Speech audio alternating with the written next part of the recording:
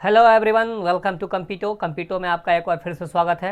मैं अविनाश कुमार आज आपको चैप्टर नंबर 2 पढ़ाने वाला हूं, जिसका कि टॉपिक है, आपको पता होगा, एसिड्स बेसेस एंड सॉल्ट्स। ठीक है, तो ये जो है हमारा वो हम इसलिए पढ़ रहे हैं ताकि हमें क्या हो, अच्छे से रिवीजन हो सके। ठीक है ना। अगर आप कोई इनिशिएटर है, फर्स्ट टाइम पढ़ रहे हैं, तो उनके लिए भी है। अगर आप रिवाइज करना चाहते हैं तो ये उनके लिए भी है। ठीक है, तो आइए अब हम चैप्टर को शुरू करते हैं। ठीक है, चैप्टर का नाम क्या है? Acids bases and salts. ठीक है, आपने जो है अपने डेली लाइफ में संतरा तो खाया ही होगा। खाया ना संतरा? नहीं खाया? खाया है ना। संतरा थोड़ा खट्टा होता है। टमाटर खाया होगा आपने, टमाटर भी खाया होगा, खाया है ना। ये भी क्या होता है, थोड़ा सा खट्टा होता है। और आपने अंगूर भी खाया होगा, और आपने ये भी सुना होगा अंगूर खट्टे हैं की कहानियाँ भी। ठीक है, तो ये जो संतरा है, ये जो अंगूर है, ये जो टमाटर है, ये खट्टे लगते हैं। क्यों खट्टे लगते हैं? क्यों? क्योंकि इनमें कोई एक एसिड पाया जाता है। क्या पाया जाता है? एसिड। आपने इमली खाई होगी, ठीक है, आपने कभी, आपको ततैये ने काटा होगा तो आपने कभी उस पर चूना लगाया होगा। तो चूना क्या होता है? बेस। और जो ततैया काटती है वो क्या छोड़ देती है हमारे ऊपर? एक एसिड छोड़ देती है। ठीक है, तो एसिड को न्यूट्रलाइज करने के लिए हम चूना लगा लेते हैं, बेस लगा लेते हैं, तो हमारा दर्द क्या हो जाता है? कम जाता है। तो आइए आज हम चैप्टर को शुरू करते हैं। देखिए एसिड क्या होता है हमारा। तो आपको जो पढ़ना है वो एसिड के बारे में 2-3 प्रॉपर्टी पढ़नी है कि एसिड जो होता है सोर इन टेस्ट, मतलब चखने में खट्टा होगा। सोर मतलब क्या? खट्टा। ठीक है, और बेसिस क्या होगा? वही बिटर इन टेस्ट। बिटर का बोले तो कड़वा। बी से बेसिस, बी से बिटर। ठीक है, याद करने का सिंपल ट्रिक। एसिड्स सोर होता है, खट्टा होता है। बेसिस क्या होता है? बिटर। जैसे करेला है, ठीक है, कड़वा होता है। चूना है, क्या होता है? कड़वा होता है। ठीक है, अब देखिए हमारे पास होता है एक लिटमस पेपर। लिटमस पेपर क्या हमारा? इंडिकेटर है। इससे हम पता करते हैं, इंडिकेट करने के काम आता है, पता करने के। तो हमारे पास एक लिटमस पेपर होता है। अगर उस पर मैं कोई एसिड डाल दूंगा तो वो जो है, पहले होता है ब्लू, तो ब्लू से क्या बन जाएगा? रेड बन जाएगा। ठीक है, अगर ब्लू लिटमस पे मैं एसिड डालूंगा तो क्या बन जाएगा? रेड। Blue to red. ठीक है, बेस क्या करता है हमारे पास? अगर रेड लिटमस होगा तो उसको ब्लू में कन्वर्ट कर देगा। रेड लिटमस पे अगर मैं बेस डालूंगा तो वो क्या बन जाएगा? ब्लू बन जाएगा। देखिए इसको याद करने का तरीका क्या है? रेड से ब्लू बना, लास्ट में क्या बना? ब्लू। बी से बेस, बी से ब्लू, बी से बिटर, बी से बेस। ठीक है, तो एक याद कर लीजिए, दूसरा अपने आप याद हो जाएगा। अब देखिए एसिड जो है, जब इसको मैं पानी में डालता हूँ, किसी भी एक्वस सॉल्यूशन में, पानी हो या कुछ भी एक्वस सॉल्यूशन हो, एक्वस मतलब क्या? पानी वाला। ठीक है, तो वहाँ क्या हो जाएगा? H+ आयंस निकलेगा। क्या देगा ये? H+ आयंस देगा। ठीक है, एसिड हमारे क्या देते हैं? H+ ions. एक चीज़ और है, एसिड को अगर आपको पहचानना है तो हाइड्रोनियम आयन कंसंट्रेशन देखिएगा, H देखिएगा। जैसे देखिए मैं आपको अभी एग्जाम्पल बताऊंगा, जैसे H2SO4 देखिए, इसमें H है, HCl है, H है, ठीक है, CH3COOH है, H है। ठीक है, तो एसिड को पहचानने का तरीका क्या है? उसमें H होता है। ठीक है, वहीं बेस को पहचानने का तरीका क्या है? तो बेस हमें सबसे पहले एक्वस सॉल्यूशन में OH- आयंस देता है, और इसको पहचानने का तरीका क्या है? इसके साथ OH लगा होगा, OH, NaOH, KOH, NH4OH। ठीक है, क्या लगा हुआ होता है इसमें? OH। तो वो क्या हो जाएगा? बेस।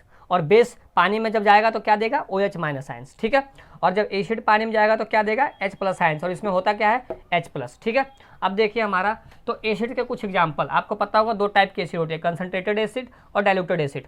कंसंट्रेटेड में क्या होता है? यहाँ जो हमारा पानी क्या होता है? कम होता है। कंसंट्रेटेड पानी बहुत कम है, और एसिड क्या है? बहुत ज़्यादा है। जैसे हमारा तेजाब होता है, तेजाब में क्या होता है? कंसंट्रेटेड एसिड, मतलब उसमें एसिड की मात्रा बहुत ज़्यादा होती है, लेकिन पानी क्या होता है? बहुत कम होता है। कुछ कुछ जो हमारे लैब में यूज होते हैं वो हमारे पास डाइल्यूटेड एसिड होती है, तभी ज़्यादा हमारा हानिकारक नहीं होता, लेकिन तब भी उसमें क्या होता है? एसिड का मात्रा थोड़ा कम होता है एज कम्पेरिजन टू पानी। मान लीजिए 60 गिलास पानी होगा तो 40 गिलास उसमें क्या होगा? एसिड मिला होगा। लेकिन कंसंट्रेटेड में क्या होता है? जैसे हमारा बैटरी है, उसमें कंसंट्रेटेड H2SO4 होता है। ठीक है, जो बैटरी है इन्वर्टर वाला, उसमें हमारा कंसंट्रेटेड H2SO4 होता है। ठीक है ना।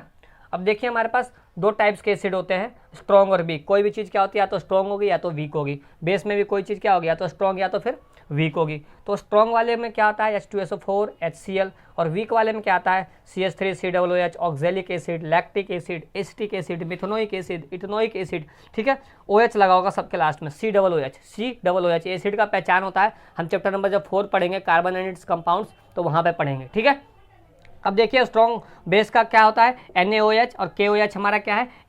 स्ट्रॉन्ग बेस है, क्योंकि जैसे ये पानी में जाएगा तो Na+ और OH- आयन में टूट जाएगा। और ये देखिए वीक बेस है हमारा, अमोनियम हाइड्रोक्साइड, NH4OH। ठीक है, एक चीज़ और आपको इसमें पढ़ना है, एल्काली। तो एल्काली क्या होता है? वो बेस, ये बेस ही होते हैं, वो बेस जो पानी में सोलूबल हों, पानी में अपने आप घुल जाएं, पानी में जाते ही क्या हो जाए? पानी में घुल जाएं, सोलूबल हो जाए, उसे हम क्या बोलते हैं? एल्काली। जैसे देखिए NaOH सोडियम हाइड्रोक्साइड है, KOH पोटेशियम हाइड्रोक्साइड है, ये पानी में जाते ही अपने आप आयंस में टूट जाते हैं, NaOH Na+OH में टूट जाएगा, KOH K+OH में टूट जाएगा। क्यों? क्योंकि ये क्या है, हमारे पास स्ट्रॉन्ग बेस है, स्ट्रॉन्ग बेस जल्दी टूटता है। ठीक है, अब देखिए हमारे पास क्या है, सॉल्ट। तो सॉल्ट क्या होता है, सॉल्ट तब बनता है when acid and based reacts, जब एसिड और बेस आपस में रिएक्ट करते हैं तो उस चीज़ को हम कहते हैं न्यूट्रलाइजेशन रिएक्शन, और वहीं से हमारा क्या बनता है, सॉल्ट। ठीक है, सॉल्ट कैसे बनता है, तो न्यूट्रलाइजेशन रिएक्शन से। ये कब होता है, जब एसिड और बेस क्या करें, आपस में रिएक्ट कर जाए। एक हमारे पास एसिड है HCl मान लीजिए,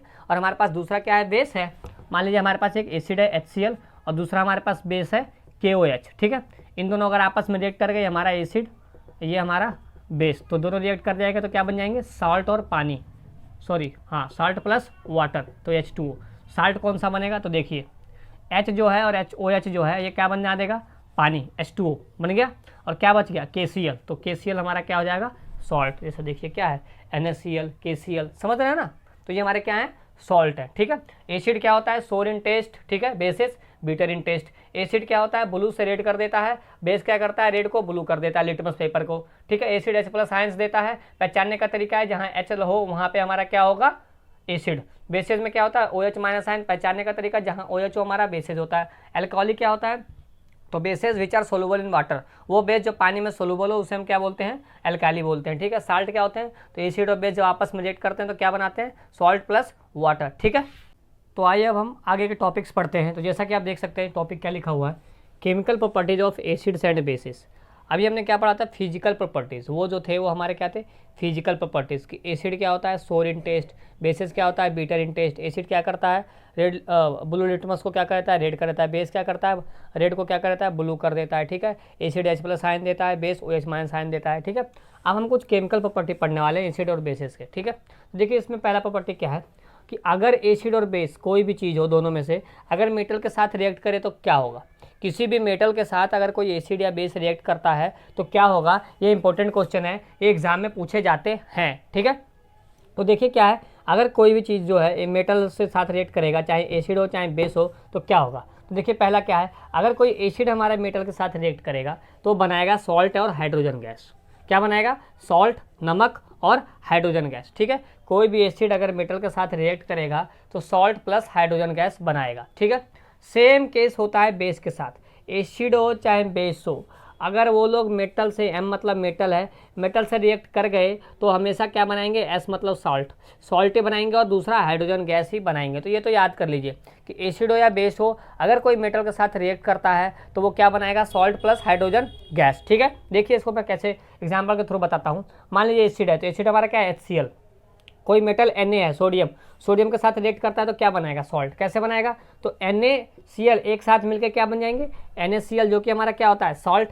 बच क्या गया, H, इसको जब हम बैलेंस करेंगे तो हमारा क्या बन जाएगा, हाइड्रोजन गैस। इसका मतलब है गैस ऊपर उड़ रहा है, हम तो उड़ गए। ठीक है, हाइड्रोजन गैस बन के उड़ जाएगा। ठीक है, दूसरा हमारा क्या है, बेस और मेटल। देखिए कोई भी जो बेस है अगर मेटल के साथ रिएक्ट करेगा तो वो भी क्या बनाएगा, सॉल्ट। जैसे सोडियम हाइड्रोक्साइड अगर जिंक के साथ रिएक्ट करता है तो क्या बनाता है, सोडियम जिंकेट। ये क्या है, सोडियम जिंकेट और दूसरा हाइड्रोजन गैस। ठीक है, सोडियम जिंकेट। ठीक है, तो जैसा कि आपने पढ़ा भी, अगर कोई भी चीज़ होगा, चाहे एसिड हो चाहे बेस हो, अगर वो मेटल के साथ रिएक्ट करेगा तो हमेशा क्या बनाता है, साल्ट और हाइड्रोजन गैस। चाहे वो एसिड हो चाहे बेस हो, मेटल के साथ रिएक्ट करेगा तो क्या बनाएगा, साल्ट और हाइड्रोजन गैस। ठीक है, अब देखिए दूसरा क्या है कि अगर रिएक्शन होगा उसका मेटल कार्बोनेट या फिर मेटल हाइड्रोजन कार्बोनेट के साथ, ये जरूर पूछा जाता है, याद रखिएगा आप, पूछ देगा मेटल अगर एसिड के साथ रिएक्ट करेगा तो क्या होगा, तो साल्ट और हाइड्रोजन गैस। मेटल अगर बेस के साथ रिएक्ट करेगा तो क्या होगा, साल्ट और हाइड्रोजन गैस। ठीक है, दोनों में सेम है। अगर आपसे पूछ दे कि अगर मेटल जो है, सॉरी एसिड और बेस जो है हमारा, मेटल कार्बोनेट और मेटल हाइड्रोजन कार्बोनेट से रिएक्ट करे तो क्या होगा। मेटल कार्बोनेट मतलब मेटल Na2CO3, कार्बोनेट मतलब CO3, पढ़ा होगा ना 9th क्लास में आपने। मेटल हाइड्रोजन कार्बोनेट, तो metal Na, hydrogen H, carbonate CO3। ठीक है, अगर कोई भी एसिड या बेस मेटल हाइड्रोजन कार्बोनेट के साथ रिएक्ट करेगा तो क्या होगा। तो देखिए क्या होता है इसमें, अगर हमारा एसिड के साथ रिएक्ट कर रहा है कोई भी मेटल कार्बोनेट या फिर मेटल हाइड्रोजन कार्बोनेट, ठीक है, तो क्या बनाता है, salt plus CO2 plus H2O। यहाँ क्या बना रहा था, सॉल्ट और हाइड्रोजन गैस, अगर मेटल के साथ रिएक्ट कर रहा था एसिड या बेस। ठीक है, लेकिन यहाँ पे अगर एसिड के साथ रिएक्ट कर रहा है मेटल कार्बोनेट या फिर मेटल हाइड्रोजन कार्बोनेट, ठीक है, तो यहाँ क्या बन रहा है हमारा, सॉल्ट, CO2 और H2O। जैसे देखिए एग्जाम्पल में एसिड है हमारा HCl, देखिए 2 एसिड और 2 बेस तो आपको हमेशा जुबान पे होने चाहिए। 2 acid H2SO4 HCl, 2 acid H2SO4 और HCl, 2 बेस NaOH KOH, ठीक है, ये जुबान पे होने चाहिए। तो देखिए कोई एसिड है हमारा HCl, अगर मेटल कार्बोनेट के साथ रिएक्ट करता है सोडियम कार्बोनेट के साथ, तो क्या बना रहा है, सॉल्ट, किसका, NaCl का। Na जो है वो Cl से मिल जाएगा और क्या बचा, H और CO2, तो CO3 से क्या बन जाएगा, CO2, और H और O2 से क्या बन जाएगा, H2O, ठीक है। तो salt plus carbon dioxide plus water, ठीक है, salt plus carbon dioxide plus water. और अगर वही चीज़ अगर बेस के साथ रिएक्ट करे, अगर बेस किसी मेटल कार्बोनेट के साथ या मेटल हाइड्रोजन कार्बोनेट के साथ रिएक्ट करे तो कोई भी रिएक्शन नहीं होता। तो बेस में कोई भी रिएक्शन नहीं होता, सिर्फ और सिर्फ एसिड में होता है। तो इसमें हमें याद करना है एक चीज़, एसिड या बेस हो अगर मेटल के साथ रिएक्ट करे तो सॉल्ट और हाइड्रोजन गैस, और एसिड अगर मेटल कार्बोनेट और मेटल हाइड्रोजन कार्बोनेट के साथ रिएक्ट करे तो salt plus carbon dioxide plus H2O, ठीक है। अब जो है वो देखिए आपका बहुत ज़्यादा इंपॉर्टेंट इक्वेशन है, रिएक्शन है, ठीक है।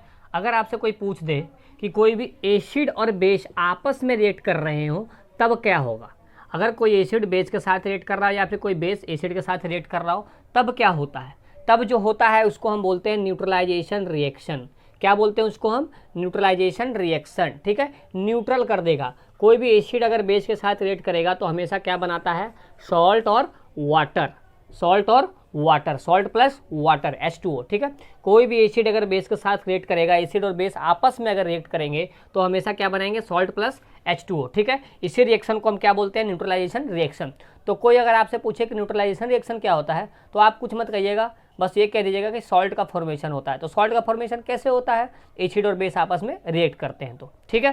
जिससे देखिए हमारा अगर मान लीजिए पेट हमारी गड़बड़ हो जाती है, ज़्यादा एसिड बन जाता है तो क्या खाते हैं हम, सोडा खाते हैं ना। सोडा क्या होता है, बेस, पेट में क्या बना था, एसिड, तो क्या कर देगा, न्यूट्रल, तो हमारा पेट दर्द क्या हो जाता है, कम, ठीक है। अब देखिए हमारा है, अगर कोई मेटेलिक ऑक्साइड में एसिड के साथ रिएक्ट कर रहा हो और नॉन मेटेलिक ऑक्साइड बेसिस के साथ रिएक्ट कर रहा हो, देखिए पहले हमने पढ़ा था एसिड बेस मेटल के साथ, फिर हमने पढ़ा था क्या, एसिड बेस मेटल कार्बोनेट या मेटल हाइड्रोजन कार्बोनेट के साथ, और दो ये हैं कि मेटेलिक ऑक्साइड एसिड और नॉन मेटेलिक ऑक्साइड बेसिस, ठीक है। क्योंकि मेटेलिक ऑक्साइड नेचर क्या क्या होता है इसका, बेसिक, तो ये हमेशा किसके साथ रिएक्ट करेगा, एसिड के साथ, और कोई भी बेसिक चीज़ एसिड के साथ रिएक्ट करेगा तो दोनों क्या बना देंगे, सॉल्ट और वाटर, साफ सीधी बात है। नॉन मेटेलिक ऑक्साइड का नेचर क्या होता है, एसिडिक, क्या होता है इसका नेचर, एसिडिक, तो कोई भी एसिडिक जो है हमारा बेस के साथ रिएक्ट करेगा तो क्या बना देगा, सॉल्ट और वाटर। तो metallic oxide plus acid salt water, non metallic oxide plus basis salt water, और जो मेटल होता है वो हमेशा क्या फॉर्म करता है, बेसिक नेचर का ऑक्साइड, ठीक है, और नॉन मेटल हमेशा एसिडिक नेचर का ऑक्साइड फॉर्म करता है, ठीक है। तो non metal oxide plus basis salt plus water, metallic oxide plus acids salt plus water, ठीक है। ये तो था हमारा न्यूट्रलाइजेशन रिएक्शन, और सॉल्ट प्लस वाटर मतलब न्यूट्रलाइजेशन रिएक्शन, ठीक है। अब देखिए हमारा एक बहुत ज़्यादा इंपॉर्टेंट टॉपिक आ चुका है, पीएच स्केल।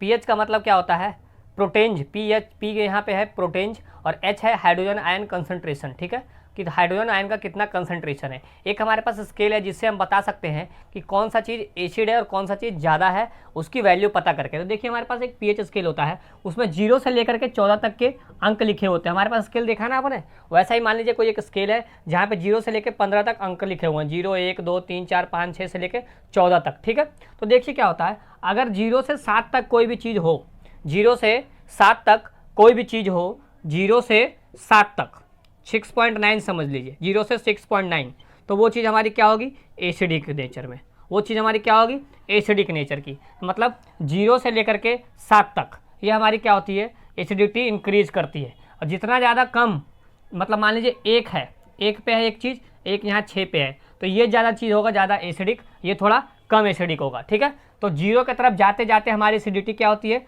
बढ़ते जाती है, मतलब 1 वाला ज़्यादा एसिडिक होगा एज़ कम्पेयर टू 6, ठीक है। दूसरा चीज़ हमारा क्या है कि देखिए हमें पता है एसिडिक में हमारा क्या पहचान होती थी, H+ आयंस, तो इधर से हम इधर जाएंगे एसिडिटी बढ़ेगा, एसिडिटी की पहचान क्या है, H+ आयंस, तो H+ आयंस का भी कंसंट्रेशन क्या हो जाएगा, इंक्रीज हो जाएगा, ठीक है। इसी का उल्टा, इसी का वाइस वर्सा है हमारा 7 से लेकर 14 तक, 7 से लेकर 14 तक हमारा होगा, तो यहाँ मान लीजिए 8 है और यहाँ मान लीजिए 13 है, ठीक है। 13 वाला जो चीज़ होगा वो ज़्यादा बेसिक होगा एज़ कम्पेयर टू 8, 13 वाला चीज़ हमारा क्या होगा, ज़्यादा बेसिक। 7 से लेकर 14 तक में हमारी चीज़ें क्या होती है, बेसिक होती है। और जैसे हम 7 से लेकर 14 तक में जाएंगे तो बेसिसिटी हमारा क्या हो जाएगा, इंक्रीज करेगा, बढ़ता जाएगा, ठीक है। और बेसिक में मैंने बताया था पहचानने का तरीका क्या होता है, OH माइनस आयंस। तो बेसिसिटी जब बढ़ रही है तो OH माइनस आयंस की कंसंट्रेशन भी क्या होगी, इधर से इधर जाने में बढ़ेगी। तो ठीक है, हमारे पास एक pH स्केल होता है, एक स्केल होता है जिसे हम हाइड्रोजन आयंस का कंसंट्रेशन पता करते हैं। हाइड्रोनियम आयन लिख सकते हैं आप, HYDRO, हाइड्रोनियम, NiUM, ठीक है, हाइड्रोनियम आयंस कंसंट्रेशन, ठीक है। तो pH स्केल क्या करता है, बताता है कि कौन सा एसिडिक है, कौन सा बेसिक है। मान लीजिए हमारे पास pH जो है वो मेरा कितना है, 9 है। pH मेरा कितना है, 9। क्या होगा, एसिडिक या बेसिक, देख लीजिए। 7 पे क्या होता है, एक चीज़ और देखिए, 7 पे जो होता है हमारा न्यूट्रल होता है, न्यूट्रल, ना एसिडिक ना बेसिक। तो जो हमारा 7 है वो हमारा क्या होता है, न्यूट्रल। जो हम पानी पीते हैं वो क्या है, न्यूट्रल चीज़ है। जो नमक खाते हैं हमारा क्या है, न्यूट्रल चीज़ है, ठीक है। तो देखिए pH अगर 9 है तो वो क्या होगा, तो 9 इधर लाई कर रहा है, मतलब बेसिक। इधर वाले 7 से लेकर 14 तक में बेसिक, और 0 से लेकर 7 तक में क्या हमारा होगा, एसिडिक। और जो 7 होगा एग्जैक्ट 7 तो न्यूट्रल, जैसे पानी और नमक, ठीक है। अब देखिए इंपॉर्टेंस ऑफ pH, ये बहुत इंपॉर्टेंट है, एग्जाम में आता है कि इंपॉर्टेंस ऑफ pH का इंपॉर्टेंस बताओ, महत्व बताओ।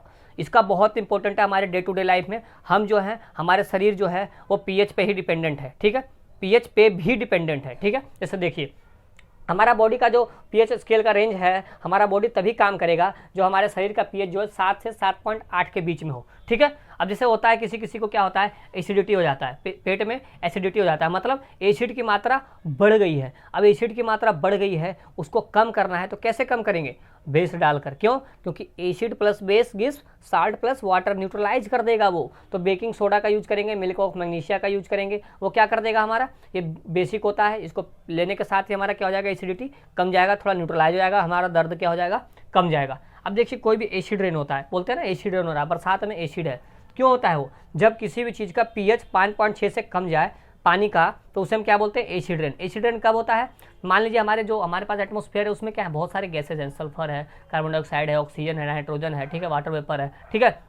अब जब पानी गिरता है तो गैसेस क्या हो जाते हैं, वाटर वेपर में फिल होके फिर जमीन पे गिरते हैं, तो उसी को हम क्या बोलते हैं, एसिड रेन। एसिड रेन का pH क्या होगा, 5.6 से कम होगा। देखिए 5.6 से कम मतलब इधर वाले का मतलब क्या है, एसिड। अब देखिए हमारा जो दांत होता है इसमें भी क्या होता है, pH पे वर्क करता है। pH अगर 5.5 से कम हुआ, मतलब 5.5 से कम मतलब ज़्यादा एसिडिक हुआ, जैसे हमारे पेट में एसिडिटी बढ़ता है, एसिड बढ़ता है, यहाँ एसिड बढ़ा, एसिड बढ़ने से क्या हो जाता है, टूथ डीके स्टार्ट हो जाता है। तो हम क्या यूज़ करते हैं, टूथपेस्ट का। टूथपेस्ट क्यों होता है, क्योंकि वो बेसिक होता है। एसिड बढ़ा, बेस हमने लगाया, न्यूट्रलाइज कर दिया, हमारा दांत ठीक हो गया, ठीक है। अब देखिए बी स्टिंग, मतलब कभी भी मक्खी काटती है, मधुमक्खी काटती है, तो हम क्या यूज़ करते हैं, बेकिंग सोडा। क्यों, क्योंकि जो मधुमक्खी काटती है हमारे शरीर में क्या छोड़ती है, एसिड। एसिड छोड़ा, एसिड को न्यूट्रलाइज करना है, तो कौन न्यूट्रलाइज करेगा, बेस। तो बेस बेकिंग सोडा है, बेकिंग सोडा लगाएंगे, हम खुश हो जाएंगे, ठीक है। तो ये हमारा इंपॉर्टेंस ऑफ pH। इसमें अगर आप कहा है तो 4 चीज़ लिख दीजिएगा कि हमारे बॉडी का तभी वर्क करता है जब हमारा pH 7 से 7.8 हो। 7 से 7.8 मतलब ये हो, एसिडिक ना हो, थोड़ा सा बेसिक ही हो, ठीक है, ठीक है। उसके बाद एसिड रेंज जब 5.6 से कम हो। हमारा टूथ देखिए कब स्टार्ट होता है, जब pH 5.5 से कम जाए, मतलब ज़्यादा एसिडिक हुआ, हमारे लिए क्या है वो बहुत ज़्यादा हानिकारक है, हमारे लिए भी, इन्वायरमेंट के लिए भी, ठीक है। तो ये तो था हमारा pH स्केल और इंपॉर्टेंस ऑफ pH, ठीक है। अब देखिए हम लास्ट टॉपिक को डिस्कस करने वाले हैं कि कुछ केमिकल्स के नाम आ जाते हैं आपको बताने के लिए कि ब्लीचिंग पाउडर क्या होता है, बेकिंग सोडा क्या होता है, वॉशिंग सोडा क्या होता है, प्लास्टर ऑफ पेरिस क्या होता है, जिप्सम क्या होता है, ठीक है। तो आइए अब हम इसके बारे में थोड़ा थोड़ा पढ़ लेते हैं, ठीक है। देखिए सोडियम हाइड्रोक्साइड जो हमारा होता है NaOH, ठीक है। सोडियम का मतलब क्या है, Na, हाइड्रोक्साइड का मतलब क्या, OH। तो सोडियम हाइड्रोक्साइड का मतलब NaOH, ठीक है। ये जैसे देखिए हमारे सोप्स में यूज होता है, क्लीनिंग डिटर्जेंट्स में यूज होता है, स्टील का बर्तन, कुछ भी हमारे बर्तन साफ करने के लिए सोप्स और डिटर्जेंट जो यूज़ करते हैं उसमें हमारा सोडियम हाइड्रोक्साइड होता है, ठीक है, सोडियम हाइड्रोक्साइड, ठीक है। दूसरा हमारा ब्लीचिंग पाउडर। तो देखिए ब्लीचिंग पाउडर क्या है, हमारा ब्लीचिंग पाउडर आपको पता होगा, पानी में कहते हैं ब्लीचिंग कर रखा है पानी को, है ना, बालों में भी करते हैं, है ना, ब्लीच करते हैं ना, वो क्या काम करता है हमारा, वो एक तरीके से। तो देखिए सबसे पहले इसका फॉर्मूला क्या है, CaOCl2। इसको याद करने का तरीका क्या है, कैल्शियम क्लोराइड से बना होता है, ठीक है, कैल्शियम क्लोराइड से, ठीक है, कैल्शियम क्लोराइड से बना हुआ ये, ठीक है। तो देखिए CaOCl2 कैल्शियम क्लोराइड, ठीक है।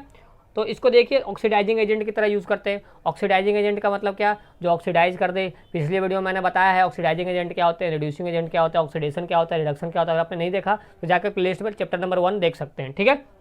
डिसइंफेक्टेंट की तरह यूज करते हैं। डिसइंफेक्टेंट का मतलब क्या, वो चीज जो पानी से गंदगी को मार दे, डिसइंफेक्टेंट का काम करे, ठीक है। तो ब्लीचिंग पाउडर को हम डिसइंफेक्टेंट की तरह यूज करते हैं, ठीक है।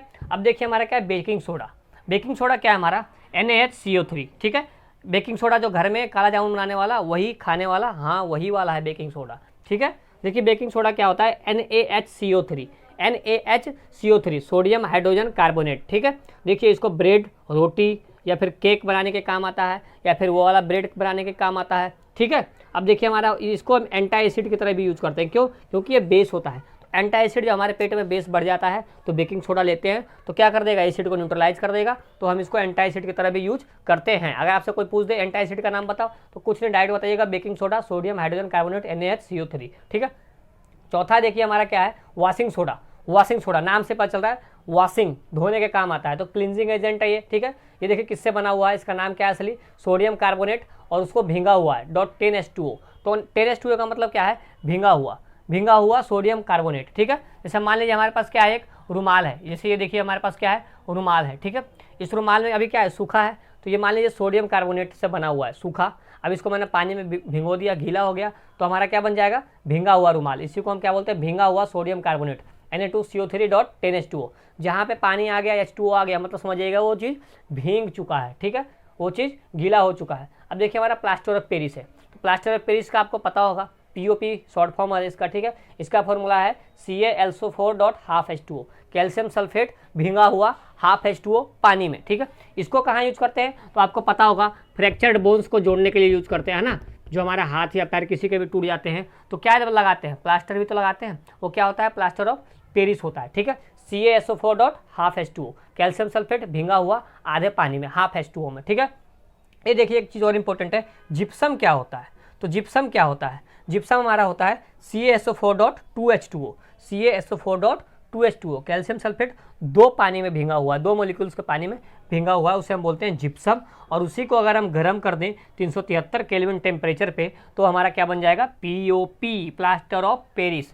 तो जिप्सम से ही बनता है हमारा क्या, प्लास्टर ऑफ पेरिस। जिप्सम क्या है, CaSO4.2H2O, और प्लास्टर ऑफ पेरिस क्या है, CaSO4.12H2O, ठीक है। तो ये तो थे हमारे कुछ 5 chemicals, sodium hydroxide NaOH, bleaching powder CaOCl2, baking soda NaHCO3, washing soda Na2CO3.10H2O, और plaster of Paris CaSO4.12H2O, and last में एक जिप्सम भी, जिससे हमारा क्या बनता है, POP CaSO4.2H2O, ठीक है। तो ये तो था हमारा सेकेंड चैप्टर, ठीक है।